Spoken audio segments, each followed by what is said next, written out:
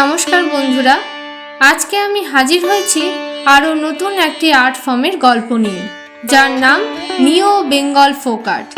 এই নিও Bengal folk art সম্পর্কে যদি বিস্তারিত জানতে চাও তাহলে ভিডিওটিকে শেষ অবধি দেখার অনুরোধ রইল। নিও বেঙ্গল ফোক আর্ট হল ভারতীয় ঐতিহ্যবাহী একটি শিল্প, যেখানে লোকশিল্প এবং আধুনিক শিল্পও মিশে রয়েছে। এস.সি.ডি. বালাজি একজন ভারত বিখ্যাত চিত্রশিল্পী, যিনি প্রথম এত সুন্দর আর্ট ফর্মের সঙ্গে আমাদের পরিচয় ঘটান। আসলে এটি হলো একটি রিক্রিয়েটেড আর্ট ফর্ম, যেটাকে বালাজি পুরনো ও নতুনের সংমিশ্রণে তৈরি করেছেন এবং ভারতীয় সাংস্কৃতিক ঐতিহ্যকে এক অনন্যতা এনে দিয়েছেন।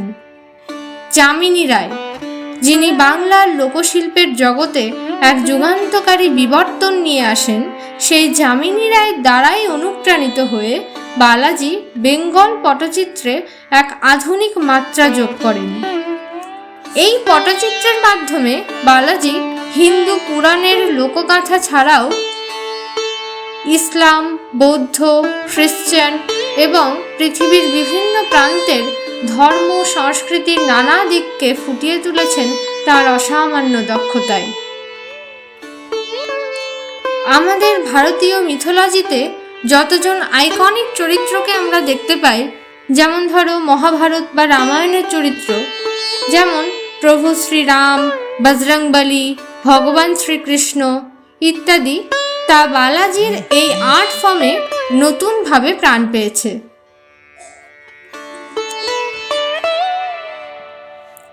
এই ধরনের পটচিত্রগুলিতে তোমরা দেখতে পাবে ঘন পাতলা রূপরেখা এবং উজ্জ্বল রঙের ব্যবহার।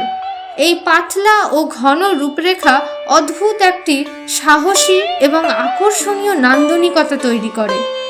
এই ধরনের ছবির ক্ষেত্রে সবসময় প্রাণবন্ত প্যালেটের ব্যবহার করা হয় এবং ফিগারগুলিকে স্টাইলাইজডভাবে প্রেজেন্ট করা হয়। বর্তমান সময়ের সঙ্গে খাপ খাইয়ে মিথোলজিক্যাল যে ফিগারগুলি রয়েছে, সেইগুলিকে আধুনিক ধ্যান ধারণার ভিত্তিতে ব্যাখ্যা করা হয়ে থাকে এবং পৌরাণিক চরিত্রগুলিকে ডিজিটাল আর্টের মাধ্যমে প্রেজেন্ট করা হয়ে থাকে। আজ আমি যে ছবিটি আঁকছি সেটি এস.সি.ডি. বালাজির থেকে ইন্সপায়ার্ড হয়ে করা একটি ছবি। এই ছবিটির নাম হলো রাজা মাতঙ্গী। রাজা মাতঙ্গীকে বলো তো? রাজা মাতঙ্গী হলেন জ্ঞান, বাকশক্তি, বিদ্যা এবং শিল্পকলার সঙ্গে সম্পর্কিত একজন হিন্দু দেবী। রাজা মাতঙ্গীকে দেবী মাতঙ্গীর উচ্চতর রূপ হিসেবে বিবেচনা করা হয়ে থাকে। দেবী মাতঙ্গী মহাজাগতিক মা তথা সম্রাট ললিতা ত্রিপুরা সুন্দরীর মহাজাগতিক রাজসভার অন্তর্ভুক্ত। রাজা মাতঙ্গীকে দেবী ত্রিপুরা সুন্দরীর মন্ত্রী হিসেবে গণ্য করা হয়। আচ্ছা, তোমরা বলো তো, একজন গাইডের কাজ কি? একজন গাইডের কাজ হলো কাউকে সঠিক পথে পরিচালনা করা, সঠিক পথ দেখানো, তাই তো?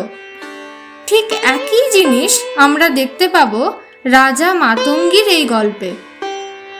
রাজা মাতঙ্গী দেবী ত্রিপুরা সুন্দরীকে তাঁর মন্ত্রী তথা একজন গাইড হিসেবে আত্ম উপলব্ধির পথে পরিচালিত করেন, অর্থাৎ নিজেকে সঠিকভাবে জানার পথে, চেনার পথে পরিচালনা করেন। তোমরা খেয়াল করে দেখবে বর্তমান সমাজে আমরা যে নিউ জেনারেশন রয়েছি, এই বিষয়টিকে ভীষণভাবে ফেস করে থাকি। আমরা বেশিরভাগ নিজেকে ঠিকভাবে চিনতেই পারি না। এই নিজেকে চেনার জার্নিতে আমরা সারা জীবনটাই উদ্দেশ্যহীনভাবে কাটিয়ে ফেলি। আমরা খুব সহজেই দিকভ্রষ্ট হয়ে পড়ি, হয় পরিবারের প্রেসারে, নয়তো সমাজের প্রেসারে। আমাদের বর্তমান জেনারেশনের সবচেয়ে বড় সমস্যা কি বলতো? সেলফ কনফিডেন্সের অভাব। আমরা বেশিরভাগই ভীষণ কনফিউশনে ভুগি। আমরা যে কি চাই, কি করতে ভালোবাসি, সেটাই বুঝতে পারি না। আমরা বেশিরভাগই পুরনো ধ্যান ধারণা নিয়ে বসে থাকি এবং সরকারি চাকরির পেছনেই ছুটে বেড়াই। সেই একই ভিড়ে মিশে যায়।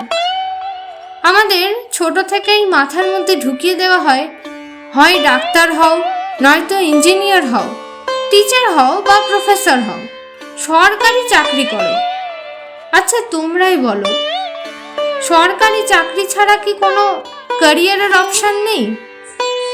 আসলে কি বলতো, বড়রা না নিজেদের স্বপ্নগুলোকে চাপিয়ে দেয় ছোটদের উপর, কিন্তু কখনো ছোটদের জিজ্ঞাসা করে না যে তুমি কি ভালোবাসো, তুমি কি চাও। এইভাবে ধীরে ধীরে আমরা যেন ক্রমশই রিমোট কন্ট্রোল রোবটে পরিণত হচ্ছি।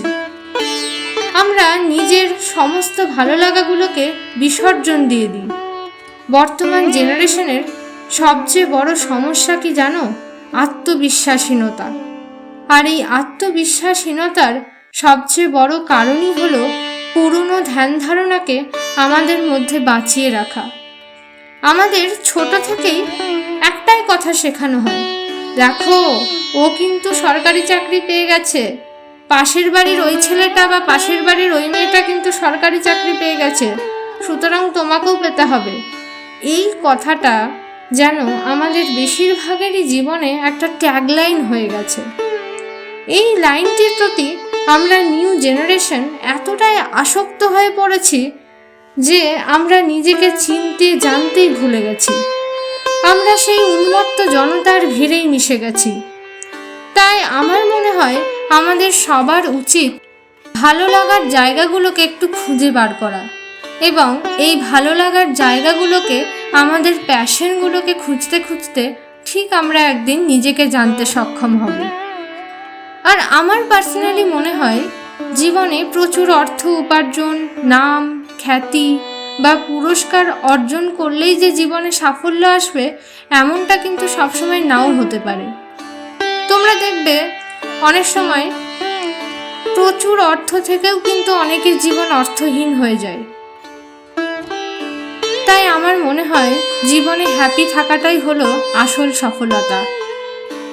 তোমরা একটু লক্ষ্য করলে দেখতে পাবে আজ পৃথিবীতে যত হ্যাপি মানুষ আছেন তারা কিন্তু তাদের প্যাশনকেই ফলো করেছেন।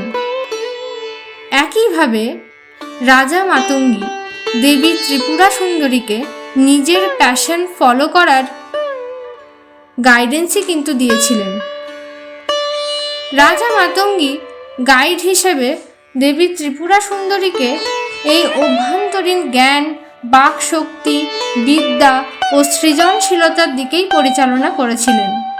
তোমরা একটু ভেবে দেখবে, এই পৌরাণিক গল্পগুলিকে কাল্পনিক মনে হলেও আসলে এগুলো কিন্তু আমাদের বাস্তব জীবনের সঙ্গে জড়িত অনেক মূল্যবোধেরই শিক্ষা দেয়। হয়তো অনেক জ্ঞান দিয়ে ফেললাম, আমার ব্যক্তিগতভাবে যেটা উপলব্ধি হয়েছে সেটাই তোমাদের সাথে শেয়ার করলাম।